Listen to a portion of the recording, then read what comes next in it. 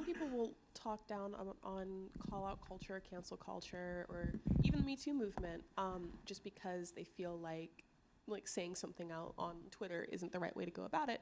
But out of those movements came real change. Right. So the results are good. Like, it's good when you call out abusers. It's good when you speak up for yourself and you speak up for other people and you amplify voices when they are coming forward with their own experiences. So I low-key don't think the cancel culture really exists, just because a lot of these people that have been canceled come back. But I do think that call-out culture can be beneficial whenever people are speaking truth to power and making sure that they're being taken seriously and letting this know that, like, this isn't just an isolated incident. This is indicative of a larger problem.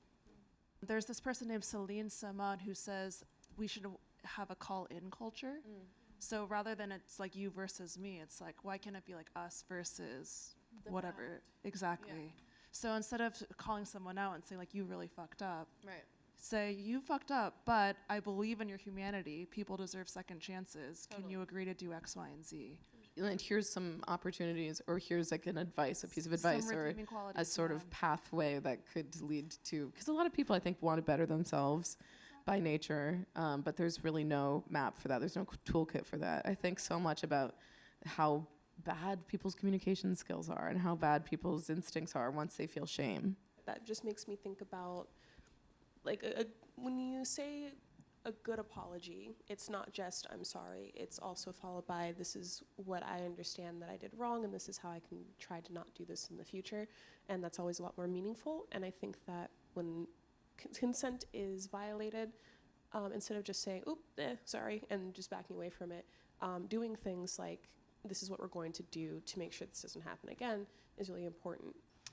Mariam Kaba says this thing that really taught me a lot, which is that, like, harm is an example of a time when needs arise. And so asking this question, like, what needs come up when someone gets harmed? Like, what do we need? And we have this sort of whatever, like, living in hundreds of years of colonialism and white supremacy and patriarchy.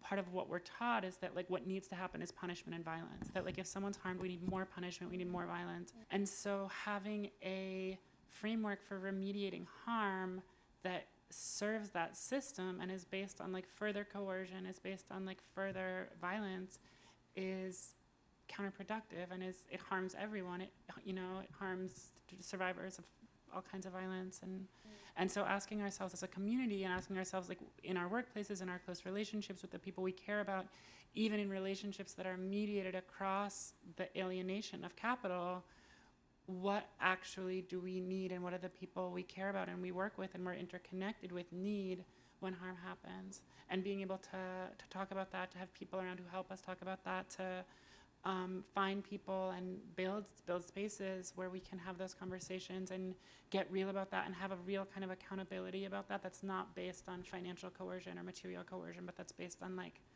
at least what in my mind, like, a spiritual commitment to, like, everyone's wholeness.